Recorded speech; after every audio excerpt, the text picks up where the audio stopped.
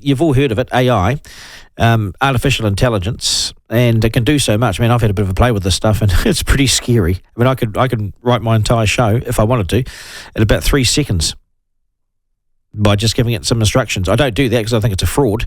But integrity is the most valued element of a news organisation's reputation, writes Gavin Ellis, who's the former editor of the New Zealand Herald. Without it, he says, it cannot expect its audience to lend credence to what it publishes or broadcasts. So the New Zealand Herald has dealt itself an awful blow, he says.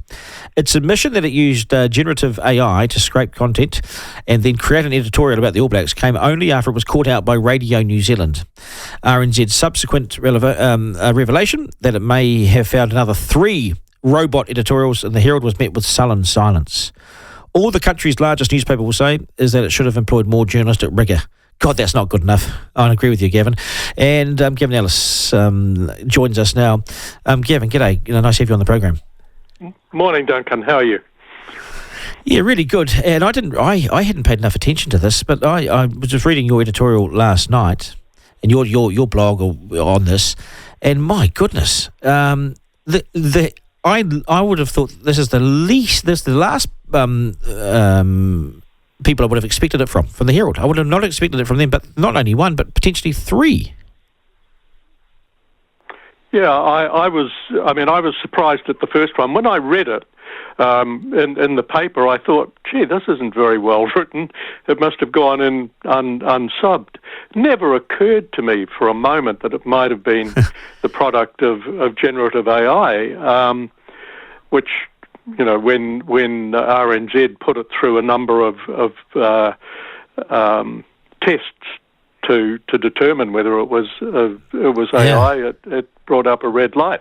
So I was really surprised, but I think I've been equally surprised by the Herald's reaction to it. I think that to say that it required more journalistic rigour, as I said in that commentary yesterday, really wasn't enough. They had a lot of other questions that they should have answered. Now they've apparently got a meeting on today at midday of the staff.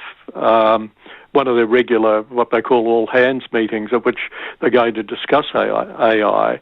And I'm sure that some of the questions that I raised in that commentary are going to be raised today by the staff, because I don't know about you, but I was really surprised that they used AI for an editorial of all things. Well, I would have thought the policy, I would have thought they would have had a policy in place. I mean, I have one just within my own podcast that I do. There's no AI is to be used in the scripting and editorials in what I do for 45 minutes every day. And there's no way, because I think it's fraudulent. It's a computer selecting parts of your work from the past and a bit of your flair and flavour and everything, and putting it together, and it's a computer talking. Yeah, I wouldn't go quite that far. I think that there are some instances where AI can be used so long as it is disclosed. That is an absolute given. You can't use it without saying you've used it. The Herald's business desk uses it to process stock exchange statements. Now, they're pretty straightforward. There's no analysis or anything like that. It's really just a matter of turning them into the right style and length and so on. And so long as that's disclosed, it's a labour-saving device. And, the same with research. There are plenty of tools that you can use for AI that, Yeah, but there's not editorial with those. Sit down there and talk about things. Yeah. No, but that's right. But that's very much a filing. That's a selection process. It's getting to the heart of the matter. Functional. It's not putting together an editorial, which has come in through the thoughts and mind and brain of an editorial writer who has this is the position of the paper. It's the position of the masthead. It's very different. Oh, absolutely, absolutely. I don't think it has any place in the writing of an editorial at all, even if you disclosed it. And frankly, if you did disclose it, who's going to take any notice of the editorials if it's written by a bot? Exactly. So, there's no argument there. It has no place in the writing of an editorial.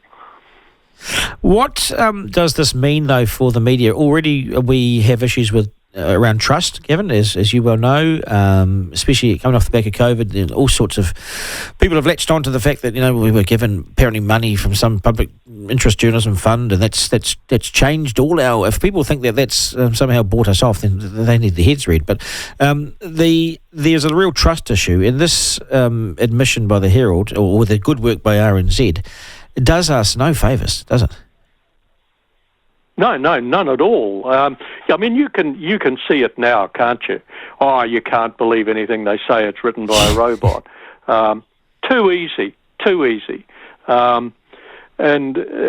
was really an own goal, I think. At a time when everything that all of the media need to do has got to be aimed at restoring trust. The last thing you want to do is do something that undermines it further. And I fear that this is sort of handing a gift to those people who would love to see the media destroyed, undermined anyway. Can you trust the New Zealand media in its current state?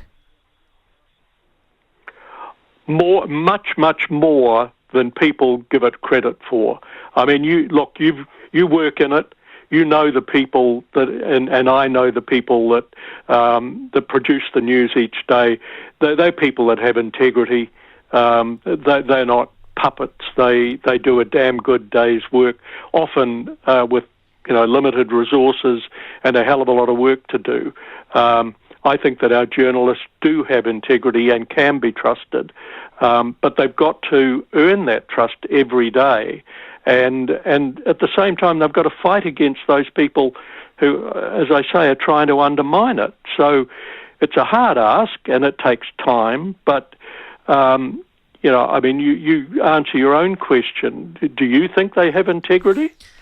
My answer would be very similar. That we have codes of conduct. We have different editorial policies, and all of us to respect and to follow. Yeah. And the last thing that you want to do is effectively breach those, because it's embarrassing, and you get hauled up in front of different committees, and you're hung, drawn, and quartered. Now, the things I don't trust are the citizen journalists on the side who all have their own agendas. They don't have to attach themselves to any body or any formal professional body and membership of anything, and it's the Wild West, Gavin. It's the Wild West. Oh, yeah, that aspect of it certainly is. It's ironic, isn't it, that we regulate the people who are most responsible, and the ones that are less responsible or irresponsible don't come under those codes of conduct or the regulatory bodies, the Broadcasting Standards Authority or the Media Council. So, it's a warped environment at best. But we've got to do everything we can to restore this trust, because I co-wrote a paper a few months ago that was titled "If Not Journalists, Then Who?" and it looked at the possibility that one day soon we may not have them.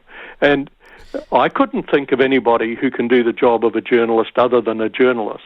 The sort of things that you do every day. Yeah. What do you think? What is the state of journalism? To make sure they're still there.